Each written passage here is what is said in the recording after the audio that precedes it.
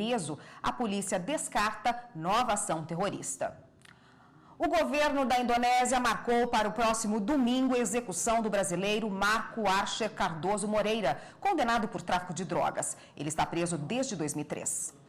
A Indonésia, país localizado no Sudeste Asiático, tem uma das legislações mais duras do mundo contra o tráfico de drogas. Foi aqui que o brasileiro Marco Archer Cardoso Moreira desembarcou, em 2003, com quase 14 quilos de cocaína, escondidos em uma asa delta. Ele foi preso e condenado à morte. Nesta semana, Marco foi transferido da cadeia onde estava para outra prisão.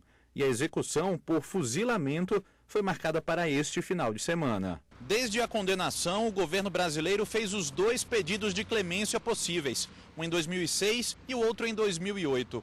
Ambos foram negados pelas autoridades da Indonésia. O Ministério das Relações Exteriores informou que está mobilizado, acompanhando o caso e analisando possibilidades de ação. Bom, e para falar mais sobre esse assunto, eu recebo aqui no estúdio o advogado e professor de Direito Internacional, Márcio Garcia. Boa tarde, doutor. Bom, qual é o poder de influência do Brasil no cumprimento da pena determinada em outro país?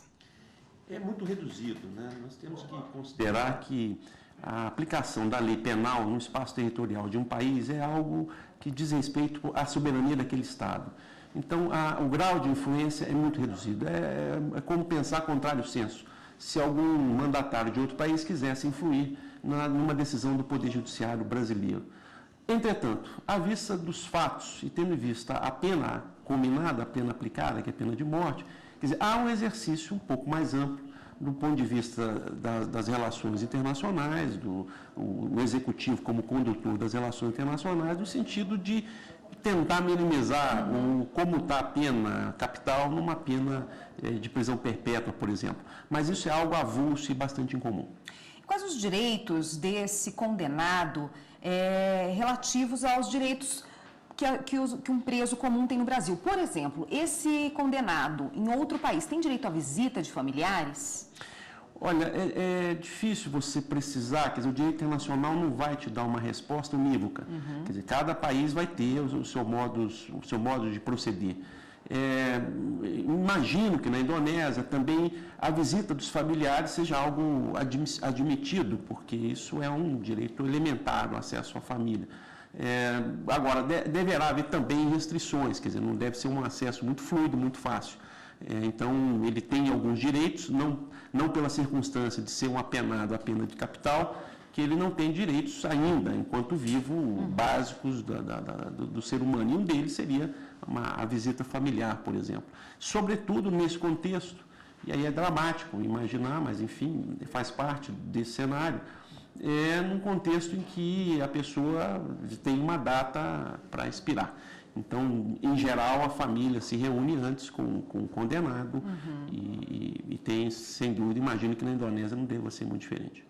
Quando um brasileiro comete algum crime no exterior ele é punido com um crime de morte, ele pode ser extraditado ou, por ser um crime punido com crime de morte, isso não é possível? A extradição é a cooperação jurídica entre 2 países, que visa a coibir a criminalidade. No caso concreto, quer dizer, em princípio, não seria desarrazoado imaginar que o Estado brasileiro pedisse a extradição desse súdito brasileiro, por hipótese, né, nacional brasileiro, pelo fato de o crime de tráfico de entorpecentes, no íter do cometimento do crime, ter tido uma fase que ocorreu no Brasil. Né? Então, quer dizer, o Brasil também teria jurisdição sobre esse fato. Entretanto, a Indonésia também tem, porque lá foi onde foi consumado. Né? O Brasil poderia pedir extradição, imagino que sim, mas muito provavelmente a Indonésia teria recusado o pedido extradicional ao argumento que ela também tem competência para julgar aquele crime. Organismos internacionais podem intervir nesse caso? De que forma? Não é comum. Eu tenderia a dizer que as organizações internacionais elas teriam um papel, não teriam um papel tópico para um caso concreto. Elas têm uma atuação muito relevante numa discussão mais ampla de abolir a pena capital, etc. Mas atuar no caso concreto não é usual.